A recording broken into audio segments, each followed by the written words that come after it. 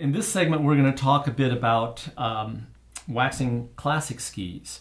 And this is a slightly more complex subject than the discussion on waxing skating skis. And the reason for that is that we have to apply two different types of wax to classic skis. In the front section here, in the tip, and in the rear section, in the tail here, we'll apply the glide wax just like we applied to the skating skis. So rather than go over that again, if you need to know how to apply glide wax, you can look at the skating ski video. But we'll only apply it to the front section, and we leave the midsection of the ski bare. And this is the area where we have to put a grip wax, often called a kick wax, that allows you to get some traction on the snow and propel yourself down the track. When you get ready to apply the hard wax to the base, the kick zone, the center of the ski, be sure to read the instructions that are given on the tin of wax. It will tell you what it is made for and the temperature and the temperature range that the wax works best in. In general, the colder waxes are harder, and you can see with this wax that I can penetrate the wax surface with my finger, and it's a little bit sticky, but it's fairly hard.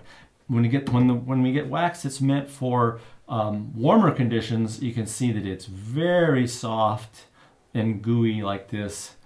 And the reason for this is that one of the ways this wax works is that the wax has to adhere lightly to the snow so that you can get a good enough purchase to kick yourself forward down the trail.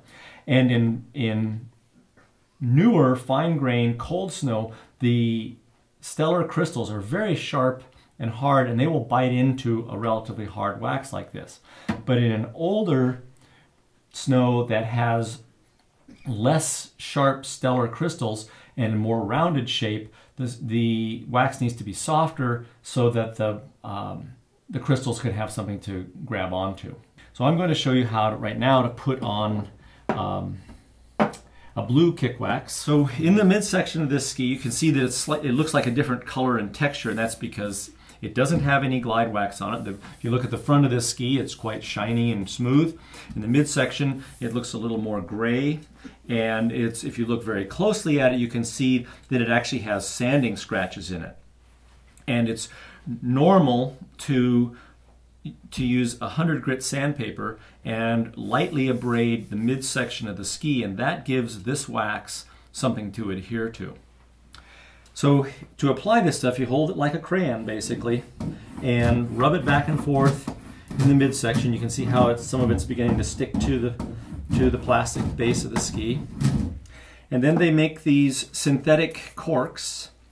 And the synthetic cork has been rubbed back and forth on this to smooth out that kick wax. And the first layer we put on there, all it's going to do is really provide a base layer to apply other waxes, other layers on top of. So now we have a little bit of a base layer. We can apply the second layer. And then we cork it smooth. The application of this wax needs to be very, very smooth.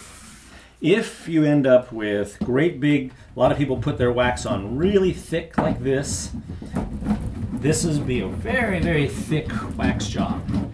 And what that does is it just means you have to rub a lot longer and harder to smooth out all the lumps in it.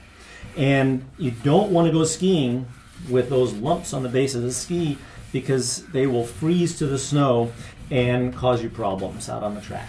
So we want to make sure we get this thing very smooth as we can get it. It should be kind of shiny. We want to get rid of all the irregular texture and colors that are in there. So I find it much more effective to put on several light layers like this, as opposed to trying to glob on one or two really thick ones.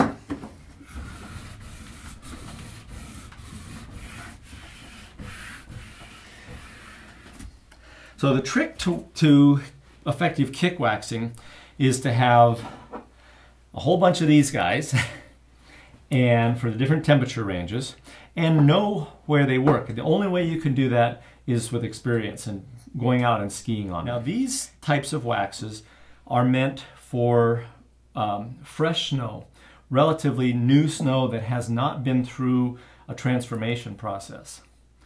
If the snow has been through a melt freeze cycle, in other words, it fell from the sky as fine grained crystals, but then due to rain or sun or just temperature increase, the snow crystals change their shape from a fine grained sharp stellar crystal to more of a granular crystal because of the melting and then refreezing, then you're forced, these waxes no longer work in what's called transformed snow, and you need to go to a clister. But the normal way of applying clister is to open the tube like this, and you generally don't want to put it on top of what we call hard waxes because it won't adhere to the base. It normally needs to go onto a clean based ski. And the way we apply it is by just running a strip of it down each side of the base in the kick zone, just like we put on the hard wax.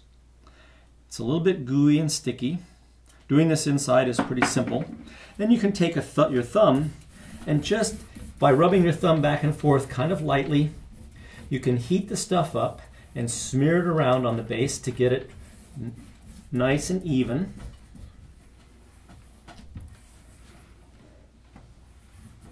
And I usually concentrate on one side of the groove at a time because then, first of all, my thumb's not big enough.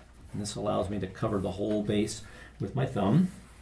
Now this clister that I'm putting on there is this brand Swix. This is what they call their universal clister. And my experience is here in the Mettal that this clister, for most of the times when we need clister, this is the kind of clister you're going to want on your skis. So this can save you having to buy several clisters, and often you can get away with just a tube of universal. So now I'll do the other side of the groove.